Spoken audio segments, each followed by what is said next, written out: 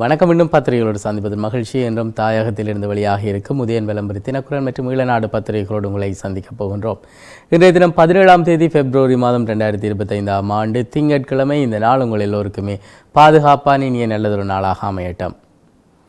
இலங்கையை பொறுத்தவரையிலே ஒரு அரசொன்று மக்களால் உருவாக்கப்படுகிறது. இலங்கை வரலாற்றிலே முதல் தடவையாக இலங்கை முழுவதும் பரந்து வாழக்கூடிய அனைத்தின மக்களும் ஏற்றுக்கொள்ளப்பட்ட ஒரு தலைவராக இன்றைய ஜனாதிபதி இருக்கிறார்.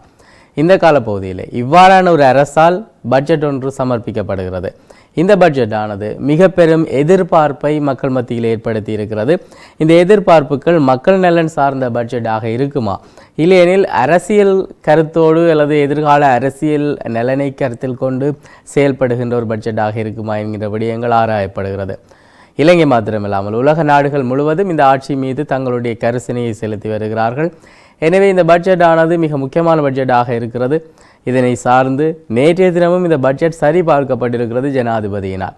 ஜனாதிபதி அதனை முழுமையாக பார்த்திருக்கிறார். எனவே அது குறித்து பல விடயங்கள் பேசியிருக்கிறார் தங்களுடைய குழுவோடு. இப்பொழுது இன்றைய தினம் இந்த பட்ஜெட் சமர்ப்பிக்கப்பட இருக்கிறது.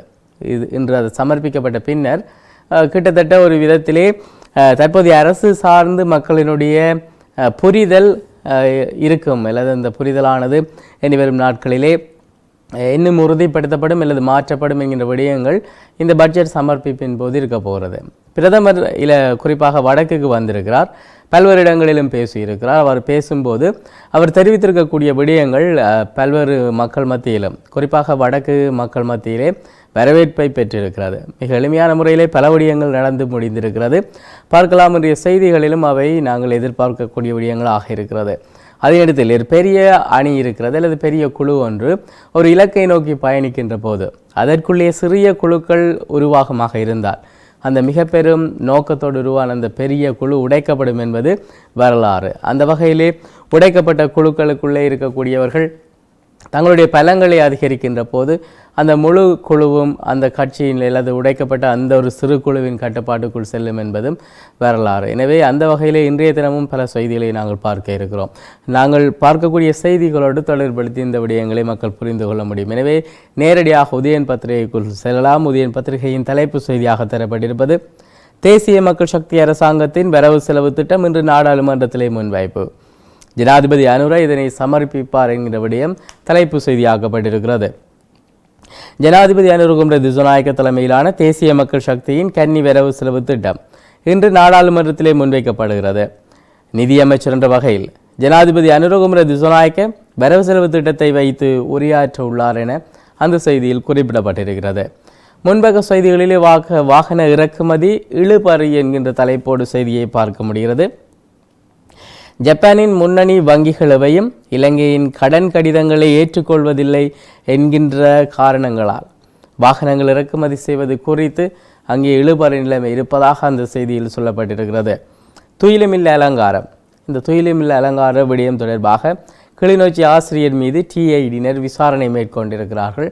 அது சார்ந்த செய்திகளும் இன்றைய தினம் விரிவாக தரப்பட்டிருக்கின்றன. மேலும் செய்திகளிலே பார்க்கக்கூடிய விடயங்கள் 2024ஆம் ஆண்டு பாடசாலை ஒன்றிலே இல்ல மெய்வல்லுநர் போட்டியிலே கனகபுரம் துயிலுமில்ல நுழைவாயில் போன்று அலங்கரிக்கப்பட்டமை தொடர்பான விசாரணைகளுக்காகவே அவர் கொழும்பில் உள்ள பயங்கரவாத தடுப்பு பிரிவினரின் தலைமையகத்துக்கு இன்று திங்கட்கிழமை அழைக்கப்பட்டிருக்கிறார். அந்த அலங்கார வடிவமைப்புக்கு உதவிய மாணவர்களின் பெயர் பட்டியலை கொண்டு வர வேண்டும் என்றும் ஆசிரியருக்கு அறிவுறுத்தப்பட்டிருக்கிறது. இந்த நிலையில் அனைவரும் அறிந்த ஒரு விடயம், தீ விபத்தொன்று ஏற்பட்டிருந்தது. குறிப்பாக உதவி செயலாளர் அந்த தீக்காயத்துக்குள்ளாகி இருந்தார். அவர் 6 மாத கர்ப்பிணியாக இருந்திருக்கிறார். அவருடைய அந்த விபத்து இப்பொழுது சிகிச்சை பலனின்றி உயிரிழப்பாக மாறியிருக்கிறது. அது சார்ந்த விடயமும் இன்றைய பத்திரிகைகளிலே செய்திகளாக்கப்பட்டு மக்கள் மத்தியிலே சோகத்தை ஏற்படுத்துகின்ற செய்தியாக மாறியிருக்கிறது. நேற்றைய தினமும் சமூக ஊடகங்களிலே இந்த செய்திகள் பார்க்க முடிந்திருந்தது. நுழம்பு திரி கொளுத்தப்பட்டதாக சொல்லப்படுகிறது. அவ்வாறு கொளுத்தப்பட்டிருக்கக்கூடிய நுழம்பு திரியால் ஏற்பட்ட தீ விபத்தால் குறித்த உதவி பிரதேச செயலகர் இவர் 60 கிராம சேவகர் பிரிவுக்கு உட்பட்டிருக்கக்கூடிய அல்லது அதனை கொண்டிருக்கக்கூடிய ஒரு மிக பெரும் ஒரு இடத்திலே அவர் உதவி பிரதேச செயலர், அந்த பிரதேசத்தின் உதவி பிரதேச செயலாளராக இருப்பது என்பது ஒரு திறமையான ஒரு விடயம். அவ்வாறான ஒரு திறமையான பெண்மணி நுழம்பு திரியினால் ஏற்பட்ட விபத்தினால் அவர் தீக்காயத்துக்குள்ளாகி சிகிச்சை பெற்று வந்திருக்கிறார். அந்த சிகிச்சை பலனின்றி உயிரிழந்திருக்கிறார். அவருடைய கணவனும் இவ்வாறான இந்த தீ விபத்துக்கு உள்ளாகி அவர் சிகிச்சை பெற்று வீடு திரும்பி இருக்கின்ற நிலையிலே இந்த உயிரிழப்பு நிகழ்ந்திருக்கிறது. இவர் 6 மாத கர்ப்பிணி தாயாகவும் இருந்தபடியால் இருவருடைய குழந்தை மற்றும் தாயினுடைய உயிரை காப்பாற்றுவதற்கு மிக பெரும் கடும் முயற்சிகள் மேற்கொள்ளப்பட்டிருந்தது. இந்த நிலையில் அவருடைய உயிரிழப்பு சோகத்தை ஏற்படுத்தி இருக்கிறது. மேலும் முன்பக்க செய்திகளிலே யாழ்ப்பாணத்துக்கு வர உள்ள சீனாவின் உயர்மட்ட குழு தொடர்பான செய்திகள் தரப்பட்டிருக்கின்றன. இலங்கை வரவுள்ள நல்லிணக்கம் மற்றும் இன விவகாரங்களுக்கான சீனா அமைச்சர் அவர் தலைமையிலான உயர்மட்ட குழு யாழ்ப்பாணம் பெற இருப்பதாக அந்த செய்தியில் விரிவாக குறிப்பிடப்பட்டிருக்கிறது.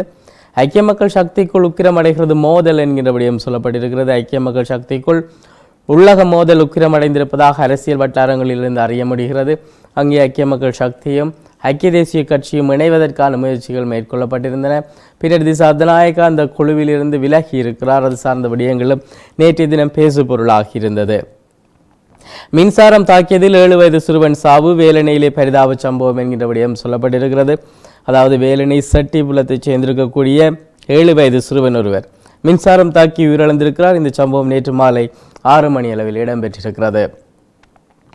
எதிர்வரும் 3 மாதங்களில் பணவீக்கம் அதிகரிக்கும், மத்திய வங்கி ஆருடம் என்கின்ற விடயம் சொல்லப்பட்டிருக்கிறது. அடுத்த 3 மாதங்களில் எதிர்பார்க்கப்படுகின்ற பணவீக்கத்தில் படிப்படியான அதிகரிப்பு ஏற்படும் என்கின்ற விடயங்கள் அங்கே குறிப்பிட்டு காட்டப்பட்டிருக்கிறது. கல்சியம் நீக்கியே அருந்தியவர் சாவு என்கின்ற இன்னும் ஒரு செய்தி பார்க்க முடிகிறது. கல்சியம் நீக்கியே தவறுதலாக அருந்தியவர் இழந்திருக்கிறார். இவ்வாறான துயர செய்திகள் இப்பொழுது நாளாந்தம் பார்க்கக்கூடிய செய்திகளாக அமைந்திருக்கிறது. இன்றைய பத்திரிகைகளிலே 3 இவ்வாறான செய்திகள் பார்க்க முடிகிறது. அதே நேரத்திலே நீடித்த காய்ச்சலால் பெண் ஒருவர் உயிரிழந்திருக்கக்கூடிய செய்தியும் பதிவாகி இருக்கிறது. ஏப்ரல் மாத இறுதியிலே உள்ளூராட்சி தேர்தல் என்கின்ற விடயங்கள் சொல்லப்பட்டிருக்கின்றன. யாழ்ப்பாண நகரப்பகுதியில் நடந்த 80 லட்சம் ரூபாய் கொள்ளையின் பிரதான சந்தேக நபரும் கைதாகி இருக்கிறார். அது குறித்த செய்திகளும் பார்க்க முடிகிறது. யாழ்ப்பாணத்தில் இளைஞர் ஒருவரை கடத்தி சென்று 80 லட்சம் ரூபாய் கொள்ளையிட்ட சம்பவத்தின் பிரதான சந்தேக நபர் கட்நாயக்க விமான நிலையத்தில் வைத்து கைது செய்யப்பட்டிருப்பதாக அந்த செய்தி நகர்கிறது. மேலும் செய்திகளிலே துயிலுமில்ல அலங்காரத்துக்கு 4ஆம் மாடிக்கு கூப்பிட்டு விசாரிக்கிறது தான் மாற்றமோ என்கின்ற ஒரு கேள்வியை முச்சந்தி முரளி கேட்டிருக்கிறார். இலங்கை தமிழரசு கட்சியின் பதில் செயலாளராக எம் ஏ சுமந்திரன் நியமனம் என்கின்ற செய்தி பார்க்க முடிகிறது. இலங்கை தமிழரசு கட்சியின் புதிய பதில் செயலாளராக ஜனாதிபதி சட்டத்தின் எம் ஏ சுமந்திரன் நியமிக்கப்பட்டிருக்கிறார். மட்டக்களப்பு களுவாஞ்சிக்குடியில் பதில் தலைவர் CVK சிவஞானம் தலைமையிலே நேற்று நடைபெற்ற கட்சியின் மத்திய செயற்குழு கூட்டத்திலேயே இவர் தெரிவு செய்யப்பட்டதாக சொல்லப்படுகிறது. குறிப்பாக அந்த கட்சியிலே இருக்கக்கூடிய செயலாளர் அல்லது உதவி செயலாளராக இருந்திருக்கக்கூடியவர் திரு எம் ஏ சுமந்திரன் அவர்கள். அங்கே பிரதான செயலாளராக இருந்திருக்கக்கூடியவர் பதவி விலகி இருக்கிறார். குறிப்பாக சத்தியலிங்கம் அவர்கள் அந்த பதவியில் இருந்து விலகி இருந்த விடயங்கள், அவர் தேசிய பட்டியலூடாக பாராளுமன்றம் வந்த விடயங்கள், அதற்கான விலைகள் பற்றி பேசப்பட்ட விடயங்கள் என்று பல விடயங்கள் இருக்கிறது. இப்பொழுது அவர் பாராளுமன்ற உறுப்பினராக இருக்கிறார். எனவே அவருடைய அந்த பதவிக்கு சட்டத்தின் பிரகாரம் உதவி செயலாளராக இருக்கக்கூடியவர் செயலாளராக வர முடியும் என்கின்ற அந்த விடயத்திலே இந்த செயற்பாடு இடம்பெற்றதாக சொல்லப்படுகிறது. எனவே இவ்வாறான நியமனங்களும் இன்றைய பத்திரிகைகளிலே பார்க்க முடிகிறது. இது இன்றைய உதயன் பத்திரிகையின் முன்பக்க செய்தி. உட்பக்க செய்திகளிலே இனப்படுகொலை தொடர்பிலே ஆதாரம் திரட்டும் பொறிமுறைகளை மேலும் வலுப்படுத்த வேண்டும், கனடா கஜேந்திரகுமார் MP வலியுறுத்த என்கின்ற விடயம் சொல்லப்பட்டிருக்கிறது. இலங்கையில் இடம்பெற்ற இனப்படுகொலைகள் தொடர்பிலே ஆதாரங்கள் திரட்டும் பொறிமுறையை வலுப்படுத்த வேண்டும் என்று நாடாளுமன்ற உறுப்பினர் கஜேந்திரகுமார் பொன்னம்பலம் வலியுறுத்தி இருக்கிறார். இசைப்பிரியா பாலச்சந்திரன் போன்றவர்களை கொன்றவர்களை தண்டிப்போம், அமைச்சர் சரோஜா சாவித்திரி தெரிவிப்பு என்கின்ற விடயம் சொல்லப்பட்டிருக்கிறது. ஊடகவியலாளர் இசைப்பிரியா மற்றும் தமிழர் விடுதலை புலிகள் அமைப்பின் தலைவரது மகன் பாலச்சந்திரன் ஆகியோருடைய மரணம் தொடர்பிலே சம்பந்தப்பட்ட குற்றவாளிகள் தண்டிக்கப்படுவார்கள் என்று அமைச்சர் சரோஜா சாவித்திரி போல்ராஜ் தெரிவித்திருப்பதாக அந்த செய்தி நகர்கிறது. குறிப்பாக மன்னார் கடற்பரப்பிலே காற்று பலமாக வீசும் என்கின்ற ஒரு எதிர்பார்ப்பு வைக்கப்பட்டிருக்கிறது. எனவே கடல் தொழிலுக்கு செல்லக்கூடிய சகோதரர்கள் இது குறித்து அவதானமாக இருக்க வேண்டியவர்களாக இருக்கிறார்கள். தொடர்ந்து விளம்பரி பத்திரிகையை பார்க்கலாம். தலைப்பு செய்தியாக நாங்கள் ஏற்கனவே பார்த்தபடியே அனுர அரசின் பட்ஜெட் இன்று நிவாரணங்கள் சம்பள அதிகரிப்பு குறித்து எதிர்பார்ப்பு என்கிற விடயம் சொல்லப்பட்டதாக அந்த செய்தி நகர்கிறது. அனுர அரசாங்கத்தின் வரவு செலவு திட்டம் இன்று பாராளுமன்றத்திலே சமர்ப்பிக்கப்பட உள்ளது. பொதுமக்களுக்கான நிவாரணங்கள், அரசு ஊழியர்களுக்கான சம்பள அதிகரிப்பு குறித்து எதிர்பார்ப்பு அதிகரிக்கப்பட்டிருப்பதாக அந்த செய்தி நகர்கிறது. முன்பக்க செய்திகளிலே தீக்காயங்களுக்குள்ளான 6 மாத கர்ப்பிணியான உதவி பிரதேச செயலாளர் மரணம். இந்த மரணம் தொடர்பான விவரங்களை நாங்கள் விரிவாக பார்த்திருக்கின்றோம். இலங்கை தமிழரசு கட்சியினுடைய பதில் செயலாளராக சுமந்திரன் நியமனம் என்கின்ற விடயங்கள் சொல்லப்பட்டிருக்கிறது. ஸ்ரீதரன் தொடர்பான ஒரு விடயம், அதாவது சுமந்திரனை நியமிப்பதற்கான ஸ்ரீதரனுடைய எதிர்ப்பு தொடர்பான விடயங்களும் இன்றைய செய்திகளில் பதிவாகி இருக்கிறது. இலங்கை தமிழரசு கட்சியின் பதில் பொதுச் செயலாளராக சுமந்திரனை நியமிப்பது தொடர்பாக ஸ்ரீதரன் எம்பி தன்னுடைய எதிர்ப்பை பதிவு செய்திருக்கிறார். இலங்கை தமிழரசு கட்சியின் மத்திய குழு கூட்டம் நேற்று களுவாஞ்சிக்குடியில் இடம்பெற்றிருக்கின்ற போது இந்த விடயங்கள் இடம்பெற்றிருக்கிறது. இதற்கான தன்னுடைய எதிர்ப்பை திரு ஸ்ரீதரன் அவர்கள் பதிவு செய்திருக்கிறார்கள். தலைவர் போட்டியில் ஆரம்பித்த இந்த எதிர்ப்பானது பின்னர் தேர்தல் பிரச்சாரம் வரை மாறியிருந்தது. உண்மையான தலைவரை பாராளுமன்றம் அனுப்புவோம் என்கின்ற தொனிப்பொருள்களிலும் பாராளுமன்ற தேர்தலின் போது பயன்படுத்தப்பட்ட வாசகங்களாகவே இருந்திருந்தன. அதே போல அவர் பாராளுமன்றத்துக்கு அனுப்பப்பட்டிருந்தார். அந்த தலைவர் பதவியிலே வெற்றி பெற்றிருந்தாலும் அந்த தலைவர் பதவி இப்பொழுது வரைதாக்கப்பட்டிருக்கிறது. இந்த நிலையில் செயலாளர் நியமனம் தொடர்பாக பெரும் விமர்சனங்கள் இப்பொழுது எழுந்திருக்கிறது. அவை சார்ந்த அந்த செய்திகள் நகர்கிறது. இதே நேரத்திலே கட்டுநாயக்காவில் யாழ் இளைஞன் கைது, கொள்ளையுடன் தொடர்புடையவர் என சொல்லப்பட்டிருக்கிறது. கட்டுநாயக்க விமான நிலையத்தில் யாழ்ப்பாணத்தைச் சேர்ந்த 27 வயதுடைய இளைஞர் ஒருவர் கைது செய்யப்பட்டிருக்கிறார். யாழ் ஆரியகுளம் பகுதியில் இடம்பெற்ற கொள்ளை சம்பவத்தோடு இவர் தொடர்புபட்டதாக சொல்லப்பட்டிருக்கிறது. மின்சாரம் தாக்கியதில் 9 வயது சிறுவன் உயிரிழப்பு. வேலணையிலே இந்த துயர சம்பவம் இடம்பெற்றிருக்கிறது. அதே பகுதியைச் சேர்ந்த சந்திரஹாசன் கனிஷ்டன் என்று சொல்லப்படக்கூடிய 9 வயதுடைய சிறுவனை இவ்வாறு உயிரிழந்திருக்கிறார். அரசு நிறுவனங்களை தனியார் மயமாக்க முடியாது, லாபமீட்ட முயற்சிகள் மேற்கொள்கிறோம், IMF-இடம் கோரிய அரசாங்கம் என்கின்ற விடயங்கள் சொல்லப்பட்டிருக்கிறது. அதே நேரத்தில் தொடர் காய்ச்சலால் யாழிலே பெண்ணொருவர் உயிரிழந்திருக்கக்கூடிய செய்தியும் பதிவாகியிருக்கிறது. எதிர்வரும் உள்ளூராட்சி சபை தேர்தலில் TPRLF-உடன் இணக்கப்பாட்டுடன் செயல்பட முடிவு, தமிழரசு மத்திய குழுவிலே தீர்மானம் என்கின்ற விடயங்கள் சொல்லப்பட்டிருக்கின்றன. அதே நேரத்திலே வவுனியாவிலே இளைஞருடைய சடலம் மீட்கப்பட்டிருக்கக்கூடிய செய்திகளும் பார்க்க முடிகிறது. இது வலம்புரி பத்திரிகையின் முன்பக்க செய்தி. உட்பக்க செய்திகளிலே வெயிலிலே அதிக நேரத்தை செலவிட வேண்டாம் என பாடசாலை மாணவர்களுக்கு கல்வி அமைச்சு எச்சரிக்கை விடுத்திருக்கிறது. நாட்டில் நிலவும் வெப்பமான காலநிலை காரணமாக சூரிய ஒளியிலே அதிக நேரம் இருப்பதை தவிர்க்குமாறு பாடசாலை மாணவர்களுக்கு கல்வி அமைச்சு எச்சரிக்கை விடுத்திருப்பதாக அந்த செய்தி நகர்கிறது. அனைத்து தரப்பினருடனும் கலந்துரையாடி புதிய அரசியல் அமைப்பை உருவாக்குவோம் என பிரதமர் ஹரணி அமரசூரிய தெரிவித்திருக்கக்கூடிய விடயங்களும் இன்றைய செய்திகளில் முக்கிய செய்திகளாக பார்க்கப்படுகிறது. குறிப்பாக வட்டுக்கோட்டையிலே நேற்று முன்தினம் சனிக்கிழமை 15ஆம் தேதி நடைபெற்ற ஒன்று கூடலில் கலந்து கொண்டு உரையாற்றும் போது அவர் இந்த விடயங்களை பதிவு செய்திருக்கிறார்.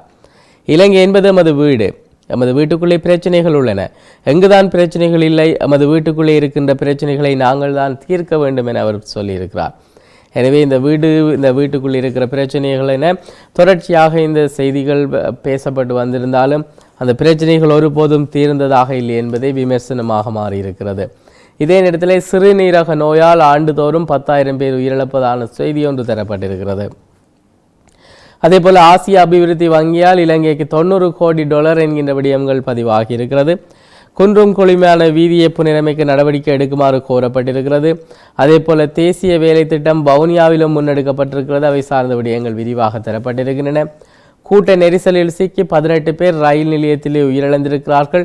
டெல்லியிலே இந்த துயர சம்பவம் பதிவாகி இருக்கிறது. தொடர்ந்து தினக்குரல் பத்திரிகையை பார்க்கலாம். தலைப்பு செய்தியாக தரப்பட்டிருப்பது, உங்களிடம் இருப்பதாக அல்லது தருவதாக கூறிய அரசியல் தீர்வை உடன் தாருங்கள், தமிழரசு கட்சி அரசிடம் அழுத்தமான கோரிக்கை, பொருளாதார பிரச்சனைக்கு முதலிடம் கொடுப்பதை ஏற்க மாட்டோம், நாட்டில் உள்ள பிரதான பிரச்சனை இனப்பிரச்சனை என திரு சுமந்திரன் அவர்கள் தெரிவித்திருக்கக்கூடிய விடயம் தரப்பட்டிருக்கிறது. எனவே தேர்தல்கள் பின்னர் முன்னர் என பல விடயங்களிலே பல கருத்துக்கள் மாறுபட்டு வருகின்ற விடயங்கள் பத்திரிகைகளில் போலே நாங்கள் பார்க்கக்கூடிய விடயங்களாக இருக்கிறது. இப்பொழுது இனப்பிரச்சனைக்கு முக்கியத்துவம் கொடுத்து பேசப்பட்டிருக்கிறது தமிழரசு கட்சி சார்பாக. முன்பக்க செய்திகளிலே காய்ச்சலால் பெண் ஒருவர் உயிரிழப்பு என்கின்ற செய்தி நாங்கள் பார்த்த செய்தி. வேலணையில் மின்சாரம் தாக்கி சிறுவன் ஒருவர் உயிரிழந்திருக்கக்கூடிய துயர செய்தி பார்க்க முடிகிறது.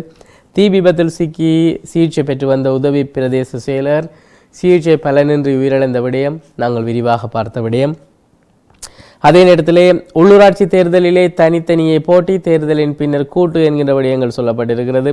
உள்ளூராட்சி தேர்தல்களிலே தனித்து போட்டியிட்டாலும் சேர்ந்து ஆட்சி அமைக்க தமிழ் தேசிய கட்சிகளுடன் புரிந்துணர்வு ஒப்பந்தம் ஒன்றை உருவாக்க முடியுமா என்கின்ற விடயம் தொடர்பாக ஆராய்வதாக சொல்லப்பட்டிருக்கிறது. கடவுச்சீட்டை ஒப்படையுங்கள், இராணுவத்தினருக்கு விசேட பணிப்புரை என்கிற விடயங்கள் சொல்லப்பட்டிருக்கிறது. அதே நேரத்தில் இலங்கையிலே சிறுநீரக நோயினால் ஆண்டுதோறும் 10,000 நோயாளர்கள் உயிரிழப்பு என்கிற விடயம் சொல்லப்பட்டிருக்கிறது. கல்வி தகமை சான்றிதழ்களை நாடாளுமன்றத்திலே சமர்ப்பிக்க ஒருபோதும் தயாரில்லை என முன்னாள் சபாநாயகர் அசோக ரன்வலே தெரிவித்திருக்கக்கூடிய விடயம் தரப்பட்டிருக்கிறது. வலுசக்தி அமைச்சர் இந்திய உயர்ஸ்தானிகர் வலுசக்தி கூட்டாண்மை குறித்த கலந்துரையாடல்கள் தொடர்பான செய்திகள் பார்க்க முடிகிறது. யாழில் இளைஞரை கடத்தி 8 மில்லியன் கொள்ளை, பிரதான சந்தேக நபர் கட்டுநாயக விமான நிலையத்திலே கைதாகி இருக்கிறார். இலங்கைக்கு $90 கோடி நிதியுதவி என்கிற விடயங்கள் நாங்கள் பார்த்த செய்திகளாக இருக்கிறது. உட்பக்க செய்திகளிலே பிரித்தானிய உயர்ஸ்தானிகர் மற்றும் சுமந்திரன் இடையே சந்திப்பு, யுஎன்எச்சிஆரின் இலங்கை குறித்த போக்கு பற்றியும் ஆராயப்படும் என்கிற விடயங்கள் சொல்லப்பட்டிருக்கிறது. இஸ்லாமிய விவாகரத்து சட்டங்கள் தொடர்பாக ஏதாவது மாற்றங்கள் இருக்குமா? ஐநா குழு கேள்வி எழுப்பி இருக்கிறது. அவை சார்ந்த விடயங்கள் விரிவாக தரப்பட்டிருக்கின்றன. அதே நேரத்திலே விவசாயியை பாதிக்காத வகையிலே நெல்லுக்கு உத்தரவாத விலை என்கின்ற விடயம் பிரதமரால் சொல்லப்பட்ட விடயமாக இருக்கிறது. குறிப்பாக மன்னாரில் இருக்கக்கூடிய பகுதிகளிலே கசிப்போடு மீட்கப்பட்டிருக்கக்கூடிய ஒரு பெண் தொடர்பான செய்திகளும் பதிவாகி இருக்கிறது. மோசடிக்கு துணை போகும் திணைக்கள அதிகாரிகள் தொடர்பான விடயங்கள், விவசாயிகள் பிரதமருக்கு முறையீடு என்கின்ற விடயங்கள் சொல்லப்பட்டிருக்கின்றன. தமிழ் மொழி மூலமான பயிற்சி வகுப்புகளை ஆரம்பிக்குமாறு கோரிக்கை வைக்கப்பட்டிருக்கிறது. அதனிடத்திலே புனித பத்திரிசியார் கல்லூரி 175வது ஆண்டு நிறைவு விழா, பல்வேறு நிகழ்வுகள் ஒழுங்கமைக்கப்பட்டிருக்கின்றன. அவை சார்ந்த ஒரு செய்திகளும் இன்றைய தினம் விரிவான செய்திகளாக தரப்பட்டிருக்கிறது. ஒவ்வொரு குழந்தைக்கும் உயர்தர கல்வியை வழங்குவது அவசியம், யாழ் இந்துவிலே பிரதமர் வலியுறுத்தி இருக்கிறார். தமிழரசு கட்சி உறுப்பினர்களுடன் கனடிய தூதுவர் யாழில் சந்திப்பு என்கிற விடயம் சொல்லப்பட்டிருக்கிறது. உடுத்துறையில் கிராம மட்ட உத்தியோகத்தர்கள் கௌரவிக்கப்பட்டிருக்கிறார்கள். அவை சார்ந்த விடயங்கள் தரப்பட்டிருக்கின்றன. அதே நேரத்திலே பிரபாகரனின் படத்தை பயன்படுத்த சீமானுக்கு தடை விதியுங்கள், உயர்நீதிமன்றத்திலே வழக்கு தாக்கல் செய்யப்பட்டிருக்கிறது. அவை சார்ந்த விடயங்கள் தரப்பட்டிருக்கின்றன. அதே போல பல்வேறு செய்திகள் வெளிநாட்டு செய்திகள் பக்கத்திலும் பார்க்க முடிகிறது. அதேபோல சட்டம் அதிபரின் ஆலோசனையை இடைநிறுத்துவது அவரது சுயாதீனத்துக்கான தலையீடாகவும் கருத முடியும் என்கிற விடயங்கள் சொல்லப்பட்டிருக்கிறது. அதாவது சட்டம் அதிபரால் வழங்கப்பட்ட ஆலோசனையை தற்காலிகமாக இடைநிறுத்துவதாக அறிவிக்கப்பட்டமையானது அது வலிமையாக நடைபெறக்கூடிய விடயம் அல்ல என்கின்ற விடயங்களை பதிவு செய்திருக்கிறார் திரு சுமந்திரன் அவர்கள். அந்த விடயங்களும் இன்றைய பத்திரிகைகளிலே பதிவாகி இருக்கிறது. தொடர்ந்து ஈழநாடு பத்திரிகையை பார்க்கலாம். தலைப்பு செய்தியாக தரப்பட்டிருப்பது, உள்ளூராட்சி சபை தேர்தலிலே தமிழரசு கட்சி தனித்தே போட்டியிடும், தேவைப்படும் இடங்களிலே கூட்டுக்கு முடக்கம் என்கிற விடயம் சொல்லப்பட்டிருக்கிறது. கஜேந்திரகுமாரின் அழைப்புக்கு பதில் இல்லை என்கிற விடயம் சொல்லப்பட்டிருக்கிறது. தமிழரசு கட்சி, அந்த கட்சி சார்ந்த விடயங்கள், அந்த கட்சியிலே திரு சுமந்திரன் அவர்களுடைய செல்வாக்கு அதிகரிக்கின்ற போது ஏனைய கட்சிகளுடைய அழைப்புகளுக்கு பதில் கொடுக்கப்படுவதில்லை என்பது கடந்த கால வரலாறு. அந்த வகையிலே கஜேந்திரகுமார் பொன்னம்பலம் மற்றும் ஸ்ரீதரன் ஆகியோர் சந்திப்புகளை மேற்கொண்டிருந்தார்கள். அதன்போது பல விடயங்கள் எதிர்பார்க்கப்பட்டிருந்தன. பல ஒற்றுமையான பேச்சுவார்த்தைகளோடு ஒரே குரலாக தெற்கிலே பயணிப்பது தொடர்பான விடயங்கள் பேசப்பட்டிருந்தன. ஆனால் இப்பொழுது செயலாளராக மாறியிருக்கிறார் இலங்கை தமிழரசு கட்சியின் பதில் பொதுச் செயலாளராக சுமந்திரன் அவர்கள் இப்பொழுது மாறியிருக்கிறார். எனவே அதனைத் தொடர்ந்து இந்த முடிவுகளிலே தாக்கங்கள் ஏற்படும் என்கிற விடயங்கள் இருக்கிறது. அதே போல தமிழர் தாயக அடையாளங்கள் அழிப்பை தடுத்து நிறுத்துங்கள், பிரித்தானிய தமிழர் பேரவை தொடர்பான விடயங்கள் தரப்பட்டிருக்கின்றன. தீயில் எரிந்து பெண்ணொருவர் இழந்திருக்கக்கூடிய துயர செய்தி நாங்கள் பார்த்த செய்தி. சீன அமைச்சர் தலைமையிலான உயர்குழு யாழ் வருகின்ற செய்தி நாங்கள் பார்த்திருக்கின்றோம். அதே போல் அதிகளவான செய்திகள் ஏற்கனவே நாங்கள் ஏனைய பத்திரிகைகளில் பார்த்த விடயங்களாக இருக்கிறது. அனுர அரசாங்கத்தின் கன்னி பட்ஜெட் இன்று என்கின்ற விடயமாக இன்றைய செய்திகளில் பார்க்கக்கூடிய செய்திகள் அமைந்திருக்கிறது. அதே நேரத்திலே உட்பக்க செய்திகளிலே நுகர்வோரையும் பாதுகாக்கவே நெல்லுக்கு உத்தரவாத விலை, ஏழாலையிலே பிரதமர் ஹரணி தெரிவித்திருக்கிறார். அதே இடத்திலே விஜய குமாரனதுங்கவின் நினைவு தினம் அனுஷ்டிக்கப்பட்டிருக்கிறது. அவை சார்ந்த விடயங்கள் விரிவாக தரப்பட்டிருக்கின்றன. புதிய சட்ட உருவாக்கத்தில் சிவில் சமூக அமைப்புகளை உருவாக்குங்கள், பொதுமக்கள் பாதுகாப்பு அமைச்சுக்கு 24 அமைப்புகள் கடிதம் எழுதியிருக்கிறார்கள். அவை சார்ந்த விடயங்கள் பார்க்க முடிகிறது. இழப்பீடுகளை தடுக்கும் கமநல காப்புறுதி சபை விவசாயிகள் குற்றச்சாட்டு என்கின்ற விடயங்கள் சொல்லப்பட்டிருக்கின்றன. மேலும் செய்திகளிலே வெளிநாட்டிலே கைதான குற்றவாளி நாட்டுக்கு அழைத்து வரப்பட்ட விடயங்கள் சொல்லப்பட்டிருக்கிறது. போதைப்பொருள் சார்ந்த குற்றத்திலே அவர் கைதாகி இருக்கிறார். இதே நேரத்திலே நாட்டின் உற்பத்தி திறன் பின்னடையும் அபாயம், மத்திய வங்கி எச்சரிக்கை விடுத்திருக்கிறது. பட்ஜெட் இறுதி ஆவணத்தை பார்வையிட்டார் ஜனாதிபதி என்கின்ற விடயங்கள் தரப்பட்டிருக்கின்றன.